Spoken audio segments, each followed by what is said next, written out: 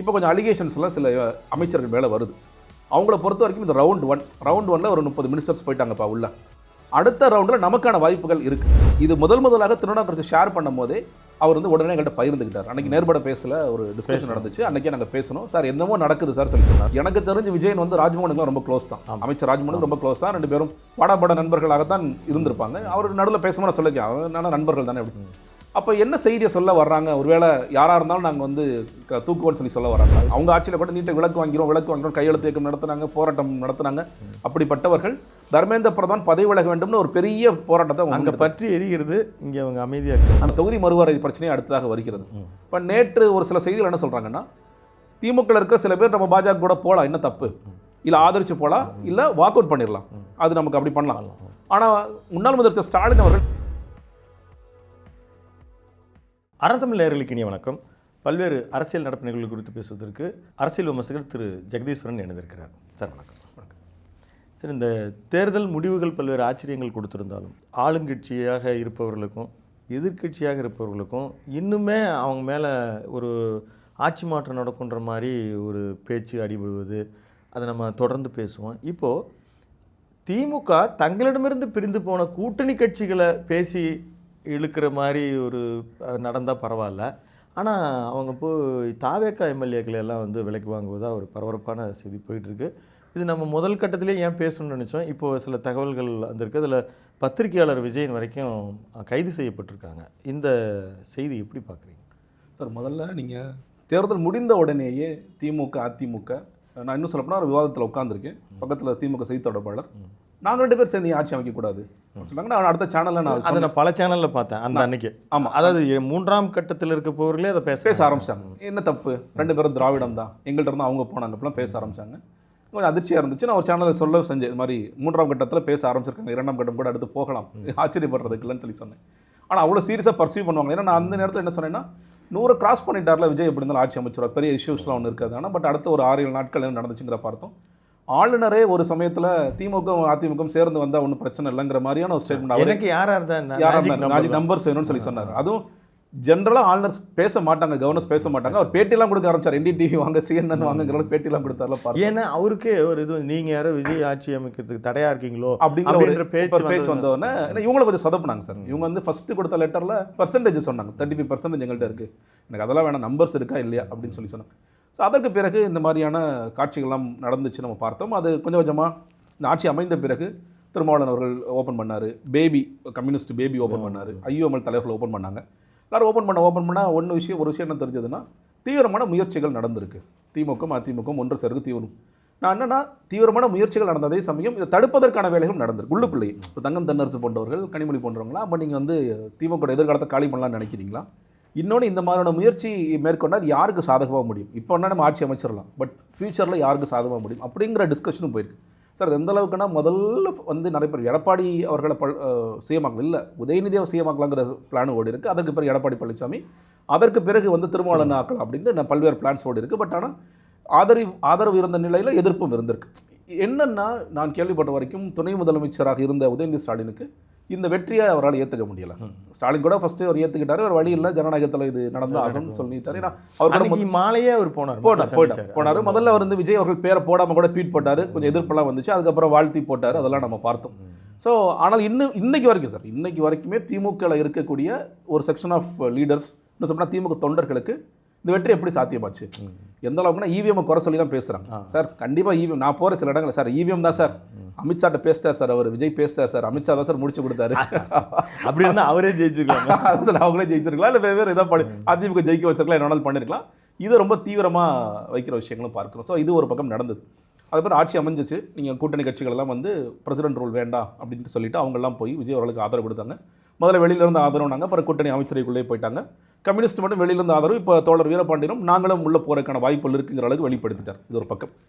இன்னொரு பக்கம் இந்த ஆட்சியை வந்து கவிழ்ப்பதற்கான வேலைகள் தொடர்ச்சியாக நடக்குது அப்படிங்கிற செய்திகள் பார்த்தோம். முதல்ல வந்து IDPS திருநாவுக்கரசு அரெஸ்ட் ஆனார். அதற்கு பிறகு நரேஷ் ஒருத்தர் அரெஸ்ட் ஆனார். 2-3 அரெஸ்ட்டெல்லாம் ஆகிட்டு இருந்துச்சு, பார்த்தோம். என்னென்னா, ஒரு பக்கம் முகாந்திரம் ஏதுமே இல்லாமல் இந்த கைதுகள் நடக்குமான்னு கேட்டிங்கன்னா இல்லை.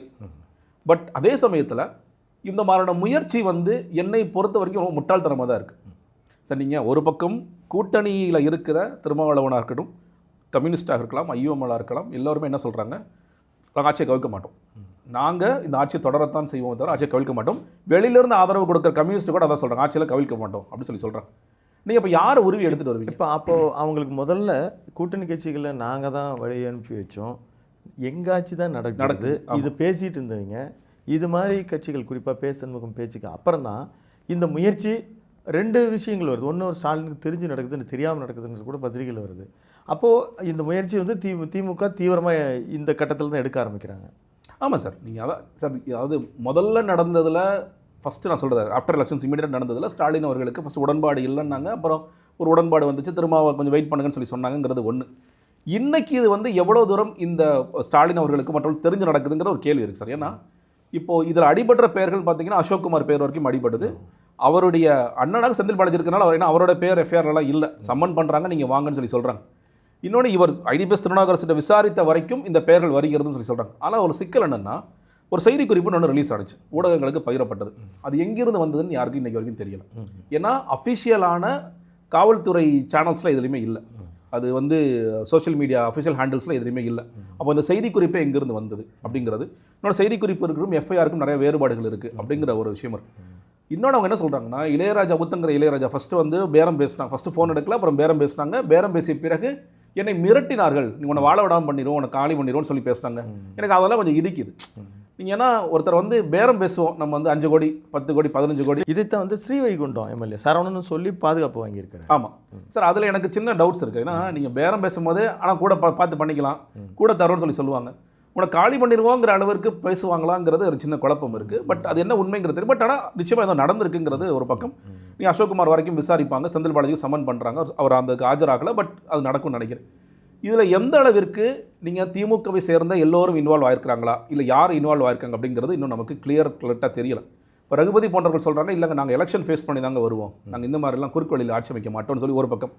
அனிதா ராதாகிருஷ்ணன் என்னாச்சு தொடர்ச்சியாக சொல்கிறாரு, 6 மாதத்தில் ஆட்சி கவிழ்ந்துரும், 6 மாதம் ஆட்சி கவிழ்ந்துருக்கு, ஆட்சி நடக்காது, அவர் வந்து அரஸ்ட் பண்ணாங்கிற கோவத்தில் பேசுகிறாரா, இல்லை இன்னும் அந்த வெற்றியை ஏற்றுக்க முடியாமல் பேசுகிறாரா, இல்லை தலைமையை சந்தோஷப்படுத்துறாங்க பேசுகிறாரா அப்படிங்கிறது. பட் என்னை பொறுத்த வரைக்கும் 6 மாதத்தில் ஆட்சி கவிழ்வதற்கான வாய்ப்பு இல்லை சார். ஏன்னா நீங்கள் நேரடியாக தாவேக்க எம்எல்ஏக்களை இழுக்க முடியுமான்னு கேட்டிங்கன்னா இல்லை, முடியாது. ஏன்னா என்னுடைய பார்வை என்பது, இப்போ சட்டமன்ற உறுப்பினர்கள்லாம் ஒன்று ஆட்சி அதிகாரத்தில் இருக்கிறாங்க, இன்னொன்று அவங்க காத்துட்ருக்காங்க. எதுக்கு காத்துட்ருக்காங்கன்னா, இப்போ கொஞ்சம் அலிகேஷன்ஸ்லாம் சில அமைச்சர்கள் மேலே வருது. அவங்கள பொறுத்த வரைக்கும் இந்த ரவுண்ட் 1 ஒரு 30 மினிஸ்டர்ஸ் போயிட்டாங்கப்பா உள்ள. அடுத்த ரவுண்டில் நமக்கான வாய்ப்புகள் இருக்குது. ஏன்னா இப்போயே வந்து சில பேருக்கான அதிருப்தி இருக்குது. இப்போ உதாரணத்திற்கு மதுரை விஜயன்பன் மக்கள் இயக்கத்தில் 20 வருஷமாக இருக்கார். அந்த மதுரையை சேர்ந்தவர்களுக்கான தென் மாவட்டங்கள் கொஞ்சம் புறக்கணிக்கப்பட்டிருக்குன்னு ஒரு பேச்சு இருக்குது. நீங்கள் நேற்று இப்படியே சொல்கிறாங்க, நேற்று வந்தவங்களுக்குலாம் நீங்கள் கொடுத்துட்டீங்களே, அது தவைக்கில் நான் இருக்கும்போதே நடந்தது தான். ஏன்னா நேற்று வந்தவர் இவருக்கு செய்தி தொடர்பாளர் கொடுக்குறீங்களா, இவர் யாருன்னே தெரியாது. அதே மாதிரி நேற்று வந்தவருக்கெல்லாம் கீ மினிஸ்டர் போஸ்ட்லாம் கொடுத்துருக்கீங்களே. அப்போது புஷியானந்த் என்ன சொல்கிறாரு, வெயிட் பண்ணு, இது ரவுண்டு 1 தான், இதில் மாற்றம் நடக்கும், அப்போ நீ உள்ளே வரலாம். அப்போ அவங்க எல்லாருமே காத்துட்ருக்காங்க, நமக்கும் வாய்ப்புகள் இருக்குது. நீங்கள் ரொம்ப எளிய சாதாரண மனிதர்கள் தான் உள்ளே போயிருக்கிறாங்க, அப்போ எல்லாருக்குமான வாய்ப்புகள் இருக்குது. அப்படிங்கிற போது அந்த ஆட்சி அதிகாரத்தை விட்டுட்டு சட்டமன்ற உறுப்பினர் யாராவது, நான் சொல்கிறேன் 35 கோடி 50 கோடி கொடுத்தா கூட யாராவது போவாங்களான்னா என்னை பொறுத்த வரைக்கும் போக மாட்டாங்க. இன்னொன்று சில பேர் இப்போயே சில பார்வையில் வைக்கிறாங்க, விஜய் ஆட்சி தாங்க 15 வருஷத்துக்கு இருக்க போகுது, 20 வருஷத்துக்கு இருக்க போகுதுங்க, விஜய் அசைக்க முடியாதுங்க அப்படிங்கிற அளவுக்குலாம் பேசுகிறாங்க. அப்போ விஜய் ஆட்சி தொடரும் அப்படின்னு ஒரு நம்பிக்கை இருக்கிற அந்த சட்டமன்ற உறுப்பினர்கள் நிச்சயமாக விலைக்கு வாங்க முடியுமான வாங்க முடியாது. அப்போ ஆட்சி கவிழ்ப்புன்னு ஒரு முயற்சியை திமுக உண்மையிலே பண்ணுறாங்க அப்படின்னா அது பெரிய முட்டாள்தனமானது. இதில் பத்திரிகையாளர்கள் பேர் குறிப்பாக நம்ம விஜயெல்லாம் ரொம்ப பெரிய ஆதர்சனமாக பார்த்தது உண்டு. அவர் வந்து கைதியே செய்யப்பட்டிருக்கிறாரு. இந்த விஷயத்தை எப்படி பார்க்குறீங்க சார்? ஒன்று, நீங்கள் வந்து இப்போது நம்ம ஜென்ரலாக பத்திரிகை துறையில் இருக்கிறவங்க ஒரு ஆர்வத்தில் நம்ம இதெல்லாம் செய்திகளாக கேட்போம், சேகரிப்போம், நம்ம பேசுறது எல்லா முகாம்லையும் பண்ணுவோம். ஐடிபிஎஸ் திருநாவுக்கரசு அவரும் ஒரு சேனல் நடத்துது, யூடியூப் சேனல் நடத்திட்டு இருந்தால், நானும் அந்த சேனல்ஸ்க்குலாம் போயிருக்கேன், நான் பேசியிருக்கேன், பார்த்துருக்கேன். இப்போ அவர் என்கிட்ட ஒரு தகவல் சொன்னாங்கன்னா என்னென்ன ஆச்சுன்னு சொல்லி அடுத்து நான் கேட்பேன். அது வந்து நம்ம சோர்ஸஸாக தெரிஞ்சுக்கிறதுக்கும் ஒரு விருப்பம் இருக்கும். சில நேரங்களில் பயிரும், சில விஷயம் பயிரும், சில பயிரும் மீடியா பர்சன்ஸுக்கு எப்பவுமே இருக்கும். நீங்கள் அது எந்த அளவிற்குனா, இப்போ சமஸ்வர்கள் கட்டுரையிலும் தான் நான் வரேன், சமஸ்வர்கள் கட்டுரை எழுதி எழுதியிருக்காரு. அதில் என்ன சொல்கிறாருன்னா, இது முதலாக திருநாவுக்கரசு ஷேர் பண்ணும் போதே அவர் வந்து உடனே எங்கள்கிட்ட பகிர்ந்துக்கிட்டார். அன்றைக்கி நேர்பட பேசல ஒரு டிஸ்கஷன் நடந்துச்சு, அன்றைக்கே நாங்கள் பேசணும் சார், என்னமோ நடக்குது சார் சொல்லி சொன்னார். அன்றைக்கே ஓப்பன் பண்ணார். அதற்கு பிறகுமே கூட அடுத்த நாளுமே வந்து இதை ஓப்பன் பண்ணி அன்றைக்கி பேசிட்டார். ஸோ அதனால தான் நாங்கள் வந்து இந்த சம்மன் கூட விஜயனுங்கிற தனிப்பட்ட நபருக்கு வரல, புதிய தலைமுறை சேர்ந்த விஜயனுக்கு வரதுனால ஆஃபீஸில் சம்மன் வந்துச்சு. அன்றைக்கி ஒரு நிகழ்ச்சியை கூட ரத்து பண்ணி நீங்கள் போங்க, போலீஸ் சம்மன் பண்ணாலும் நம்ம போய் ப்ராப்பராக ஆன்சர் பண்ணணும்னு சொல்லிட்டு போனோம். ஆன்சர் பண்ணார். 12 மணி வரைக்கும் விசாரணை நடந்தது. அந்த விசாரணையில் கேட்கப்பட்ட கேள்விக்கு எல்லாத்துக்கும் அவர் பதில் அளிச்சிட்டார். நீங்கள் போகலாம் சார் சொல்லிட்டாங்க. சிக்கல் எங்கே ஏற்படும், இது சம்மன் பண்ணி கூப்பிட்ட ஒன்று. அதற்கு பிறகு அழைத்த விதம் என்பது அது சரியாங்கிற ஒரு கேள்வி ஒன்று இருக்குது. நீங்கள் வந்து போனவரை திரும்ப வாங்க சார், கிளம்பி வாங்க சார் அப்படின்னு சொல்கிறது, அதுக்கு பிறகு ஃபோனை கான்ஃபிஸ்கேட் பண்ணுறது, இதெல்லாம் சட்டப்பூர்வமாக சரியா அப்படிங்கிற ஒரு கேள்வி இருக்குது. நீங்கள் வந்து கான்ஃபிஸ்கேட் பண்ணிவிட்டு அடுத்த நாள் நீங்கள் வாங்க. ஏன்னா அவர் சொல்கிறார் சாட்ஸ் எல்லாம் நான் காமிச்சிட்டேன்னு சொல்கிறார். இல்லை எங்கள்கிட்ட அதிகமான ஆதாரங்கள் இருக்குது அப்படின்னா நீங்கள் அடுத்தாக சட்டப்பூர்வமான நடவடிக்கை எடுக்கலாம். இது எதுவுமே சட்டப்பூர்வமான நடவடிக்கையாக தெரியலைங்கிறது ஒரு சிக்கல். இன்னொரு பத்திரிகையாளருக்கு இருக்கிற அந்த கியூரியாசிட்டியில், பத்திரிகையாளருக்கு சோர்சஸ்லேருந்து இன்ஃபர்மேஷன் எடுக்கணுங்கிற கியூரியாசிட்டியில் அவர் பண்ணியிருக்கலாம். இப்படி நம்ம இதை கேள்விக்கு உட்படுத்தி இது என்ன சொல்ல இந்த மெசேஜ் பாஸ் பண்ண விரும்புகிறாங்க தாவேக அப்படிங்கன்னா, எனக்கு தெரிஞ்சு விஜயன் வந்து ராஜ்மோகனுக்குலாம் ரொம்ப க்ளோஸ் தான். அமைச்சர் ராஜ்மோகனுக்கு ரொம்ப க்ளோஸ் தான். 2 பேரும் வாடாபட நண்பர்களாகத்தான் இருந்திருப்பாங்க. அவர் நடுவில் பேசும்போது சொல்லிக்க அவனால நண்பர்கள் தானே அப்படி. அப்போ என்ன செய்தியை சொல்ல வர்றாங்க? ஒருவேளை யாராக இருந்தாலும் நாங்கள் வந்து தூக்குவோன்னு சொல்லி சொல்ல வராங்களா? என்ன செய்தி சொல்ல வராங்கன்னு தெரியல. இது சிந்திக்கவே கூடாது, யாரோ ஆட்சிக்கு எதிராக அப்படி ஒரு செய்தியை சொல்ல வராங்க, அப்படி ஒரு செய்தியை சொல்ல வராங்கன்னு எனக்கு தோணுது. என்ன நான் இப்போ நீங்கள் சொல்ல மாதிரி நல்லா ஜெயன் அவர்கள் அந்த மாதிரியான விஷயங்களை பண்ணுவாரா, வேலையை பண்ணுவாரா அப்படிங்கிறதுல எனக்குமே பெரிய சந்தேகம் இருக்கிறது. அவர் விசாரிக்கணும், விசாரித்து சரியான உண்மையை காவல்துறை சொல்லணும் தான் பார்க்குறேன். இப்போ இந்த மாதிரி அதாவது முதல்ல வந்து நம்ம ஆட்சி தான் நடைபெறுது அப்படின்ற நம்பிக்கை, அதற்கு பிறகு எம்எல்ஏக்கள் விலை பேசுறது, அடுத்த கட்ட தலைவர்கள் நம்ம ஏன் தலைமையை வந்து ஆதாரம் இல்லாமல் நம்ம குற்றச்சாட்டில், இதற்கு பிறகு இதுவும் ஒர்க் அவுட் ஆகலை, அப்போ நம்ம அதிகாரம் இல்லாமல் இருந்தால் நம்ம மேலே பிரச்சனையாகணும், பாஜகவை நோக்கி நெருங்குவதை நாம் பார்க்குறோம். நீங்கள் எப்படி பார்க்குறீங்க சார்? நெருங்குவதுங்கிறதுல தீவிரமான எதிர்ப்பை வந்து குறைச்சிட்டாங்கன்னு நான் சொல்லுவேன் சார். நீங்கள் வந்து முன்னாடி நம்ம ஒரு டிபேட்டை நம்ம ஸ்டார்ட் பண்ணுறோம், இல்லை நம்ம ஏதோ டிஸ்கஷன் போகிறோம்னா கூட பாஜகங்கிறது உள்ளே வந்துடும் எப்படியாவது, ஏதாவது ஒரு திசையில் ஃபஸ்ட்டு ஒரு அடிச்சுட்டு தான் ஸ்டார்ட் பண்ணுவோம். நம்ம எங்கேயாவது ஒரு இடத்துல வந்துடும். சில சம்மந்தமே நம்ம யூபியில் நடக்கிற விஷயம், குஜராத்தில் நடக்கிறது எல்லாமே, இப்போ மிசோராம் நடக்கிற எல்லாமே நம்ம பேசுவோம். இப்போ 40 நாட்களாக நம்ம பேசுகிறதே இல்லை. அதற்கு காரணம் 2 தரப்பே நினைக்கிறேன். ஒன்று தாவேக்க ரொம்ப தீவிரமான எதிர்ப்பெல்லாம் வேண்டாப்பா, நிர்வாக ரீதியாக நாங்கள் அட்ஜஸ்ட் பண்ணிட்டு போயிடுறோம், ஒன்றும் சிக்கல் இல்லை, நாங்கள் தேவைப்பட்ட நேரத்தில் கேசஸ் என்ன போடுறோம் அதுக்கு நாங்கள் பேசிக்கிறோம், தொகுதி மறுவரை போனால் அதுக்கு நாங்கள் எதிர்ப்பு தெரிவிச்சுக்கிறோம், நாங்கள் ரொம்ப சைலண்ட்டாக டீல் பண்ணிக்கிறோம். திமுக இன்ஃபேக்ட் எதுவுமே பேசலை. இப்போ நீங்கள் தர்மேந்திர பிரதான் பதவி விலகணும்ட்டு இப்போ காக்ரோச் ஜனதா பார்ட்டியிலேருந்து காங்கிரஸ்லேருந்து எல்லோரும் ஊரே சேர்ந்து அடிக்குது. பட் அவர் பிடிவாதமாக ஆர்எஸ் போய் பார்த்துட்டு வந்தார். ஆமாம், அதற்கு தாண்டி இன்னைக்கு வந்து இப்போ திமுக வந்து ஒரு பெரிய போராட்ட மாணவர் அணி இருக்காங்க. நீட்டுக்கு எதிராக தொடர்ச்சியாக போராடக்கூடிய, என்ன சொல்லப்போனால் நீட்டு விலக்கு, அவங்க ஆட்சியில் கூட நீட்டை விலக்கு வாங்கிறோம் கையெழுத்து இயக்கம் நடத்தினாங்க, போராட்டம் நடத்தினாங்க. அப்படிப்பட்டவர்கள் தர்மேந்திர பிரதான் பதவி விலக வேண்டும்னு ஒரு பெரிய போராட்டத்தை அங்கே பற்றி எரிகிறது. இங்கே அவங்க அமைதியாக இருக்காங்க, தண்ணி ஊற்றிட்டு பேசாமல் இருக்காங்க, அப்படிதான் நம்ம சொல்லணும். இப்போ திருச்சுழியில் நேற்று ஒரு ஆர்ட்ஸ் காலேஜ் ஓப்பன் பண்ணுறாங்க. அந்த எம்எல்ஏ முன்னாள் நிதியமைச்சர் தங்கம் தென்னரசு, மத்திய நிதியமைச்சர், அவங்க வந்து ஒரு சாதாரணமாக நம்ம இதை பார்க்கணுமா, இல்லை இதுக்கு அரசியல் பின்புலம் இருக்குன்னு நினச்சிக்கலாம் சார்? அதான் சார், ஒரு சாஃப்ட் டோன் எடுத்துட்டாங்கன்னு நினைக்கிறேன். இது ரொம்ப வந்து பாராளுமன்றத்தில் மேபி ரொம்ப எக்ஸ்போஸ் ஆகலாம். ஏன்னா இன்றைக்கி அவங்க சொல்லிட்டாங்க காங்கிரஸ் பக்கத்தில் நாங்கள் உட்கார மாட்டோம், எங்களுக்கு தனியாக சீட்ஸ் கொடுங்கங்கிற அளவுக்கு போயிட்டாங்க. அவங்க வந்து இன்றைக்கி காங்கிரஸை தீவிரமாக எதிர்க்கணும். எல்லா மேடைகளும் உதயநிதி கடுமையாக விமர்சிக்கிறார், மற்ற அமைச்சர்களாக இருந்தவர்களும் கடுமையாக விமர்சிக்கிறாங்க. காங்கிரஸ் மேலே பெரிய ஒரு கோபம் இருக்கிறது. காங்கிரஸ் மேலே மட்டும் இல்லை, எல்லா கூட்டணி கட்சிகள் மேலேயும் பயங்கரமான கோவத்தில் இருக்காங்க சார். அதே மாதிரி விசிக வந்து அமைச்சரவையில் போகிறாங்கன்னா ஒரு போராட்டம் வெடிக்குது. அதிமுகவில் குன்னத்தில் ஒரு பாஞ்சு வந்து ஒருத்தர் அடிக்கிறார். நீங்கள் அந்த காட்சியை பார்த்துருப்பீங்க, பறந்து வந்து ஒருத்தர் அடிச்சார். அந்த காட்சியெல்லாம் நடந்து. யார் சொல்கிறீங்க? குன்னத்தில் சார், குன்னத்தில் விசிக, ஆமாம், குன்னத்தில் விசிகவுக்கும் திமுக ஒரு கைகலப்பு நடந்துச்சு. ஸோ கடுமையான கோவத்தில் அவங்க வந்து நம்மளோட கூட்டணி கட்சிகள் போனதுங்கிறது முதல்ல வந்து காங்கிரஸ் மட்டும் தான். ஆராசாவனுடைய விவரிக்க முடியாத விமர்சனத்தையும் ரொம்ப ரொம்ப சார், நான் வந்து எப்பொழுதுமே நான் 2 தலைவர்கள் மேலே பயங்கர மரியாதை வச்சிருந்தேன். ஏன்னா கொள்கை ரீதியாக ஒன்று ஆராசா, என்னோட திருமாவளவன்.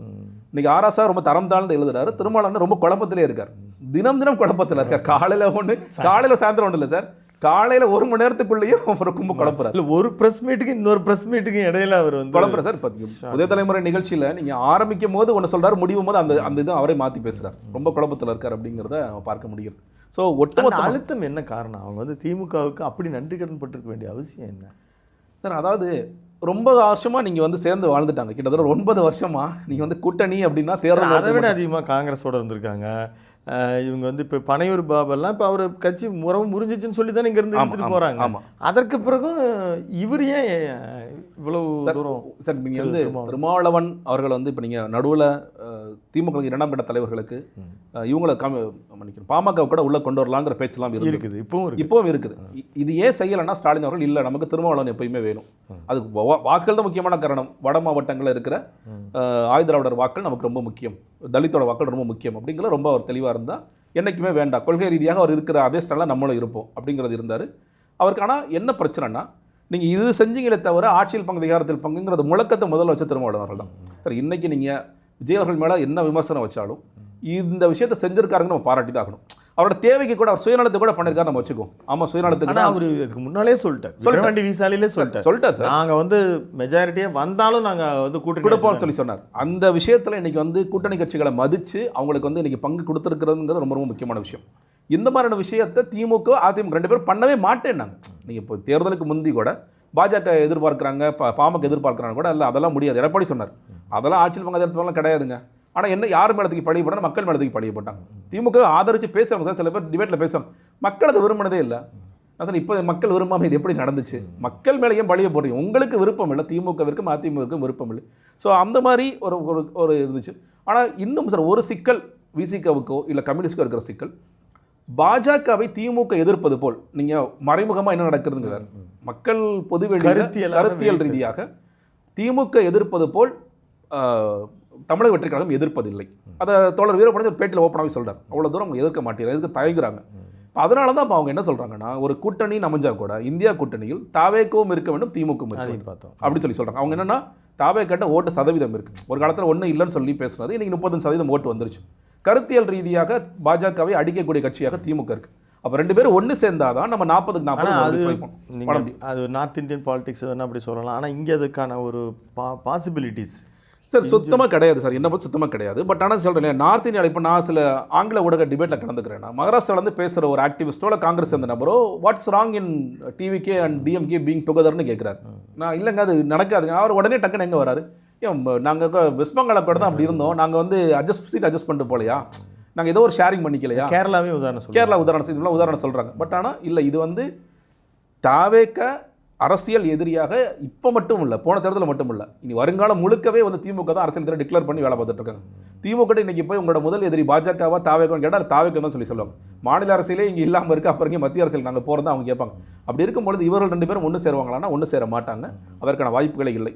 ஆனால் தோழர் வீரபாண்டியனோ இல்லை திருமாவளவனோ எப்படி பார்க்குறாங்க, நமக்கு பாஜகவை அடிக்கணும், பாஜகவை வீழ்த்தணும் அப்படின்னா 2 பேரும் ஒன்று சேர்ந்து ஒரே கூட்டணிக்குள்ளே வாங்க அப்படிங்கிற வித்தியாசமான ஒரு இது உறுதியாக நீங்கள் சொல்கிறீங்க. திமுகவும் பாஜகவும் சேர்றதுக்கு வாய்ப்பே இல்லை அப்படின்னு சொல்ல முடியுமா சார்? சேர்ந்தாங்கன்னா ரொம்ப எக்ஸ்போஸ் ஆகிடுவாங்கன்னு நினைக்கிறேன் சார். நீங்கள் தான் சொல்லலை, ஒன்று இப்போ தொகுதி மறுவரை பிரச்சனையே அடுத்ததாக வருகிறது. இப்போ நேற்று ஒரு சில செய்திகள் என்ன சொல்கிறாங்கன்னா, திமுக இருக்கிற சில பேர் நம்ம பாஜக கூட போகலாம், என்ன தப்பு இல்லை, ஆதரிச்சு போகலாம், இல்லை வாக் அவுட் பண்ணிடலாம், அது நமக்கு அப்படி பண்ணலாம். ஆனால் முன்னாள் முதலமைச்சர் ஸ்டாலின் அவர்கள் இல்லை வேண்டாம், நம்ம தான் இந்த முதல்ல ரேலி பண்ணோம், தொகுதி மறுவரைங்கிறது வேறு எந்த மாநிலமும் பேசாத போது நம்ம தான் ஸ்டார்ட் பண்ணோம். அப்போ கூட சில பேர் கிண்டல் பண்ணாங்க, இப்போ எதுக்கு பேசுறீங்கன்னாங்க. பட் ஆனால் அதற்கு பிறகு சில மாநில அனைத்து கட்சி கூட்டம்லாம் போட்டார். அதற்கு பிறகு சில மாநில முதலமைச்சர்கள் இந்த இஷ்யூ பாராளுமன்றம் வரும்போது ஸ்டாலின் தான் அதை கரெக்டாக எடுத்தா இருப்பார்கள், தெலுங்கானா முதலமைச்சர் கூட பாராட்டினார். அப்போது நம்ம அந்த இஷ்யூவில் நம்ம விட்டு கொடுத்து போனோம்னா நம்ம வந்து ரொம்ப மக்கள் நம்மளை தப்பாக நினைப்பாங்க. பாஜக எதிர்ப்பு புள்ளியை நம்ம கூர்மைப்படுத்தணுமே தவிர பாஜக எதிர்ப்பு புள்ளியை நம்ம அடக்கக்கூடாது. என்ன ரொம்ப எதிர்க்கிறது இல்லைங்கிறது ஒரு பார்வையாக இருக்கிறது. பட் அந்த அளவுக்கு நம்ம போயிட்டோம் அப்படின்னா மக்கள்கிட்ட ஆன்டி பிஜேபிங்கிறதுலேருந்து நம்ம ரொம்ப விலகி போயிட்டோம். முன்னாடி இப்போ வாஜ்பாய் கூட சேர்ந்த போது நமக்கு ஒரு காரணம் இருந்துச்சு, நாங்கள் செக்குலராக தான் இருப்பாங்க, நாங்கள் வாஜ்பாய் நல்லவர் இதை சொல்லி, இல்லை மோடி நல்லவர் ஏதோ ஒன்று சொன்னோம். இன்றைக்கி அந்த மாதிரிலாம் சொல்ல முடியாது. நம்ம ரொம்ப பாஜகவை அடிச்சு தான் வந்திருக்கோம். அப்படி இருக்கும் பொழுது அது ரொம்ப எக்ஸ்போஸ் ஆகிடும். அதனால் இதுக்கு தகுதி மறுவரை பிரச்சனைகளை கூட நம்ம எதிர்த்து வாக்களிப்போம் அப்படிங்கிறதா ஸ்டாலினோட ஸ்டாண்டாக இருக்குன்னு சொல்லி சொன்னாங்க சார். இது அப்படி தான் இருக்கும்னு நான் நினைக்கிறேன். அது பார்க்கலாம், பாராளுமன்றத்தில் பார்க்கலாம்.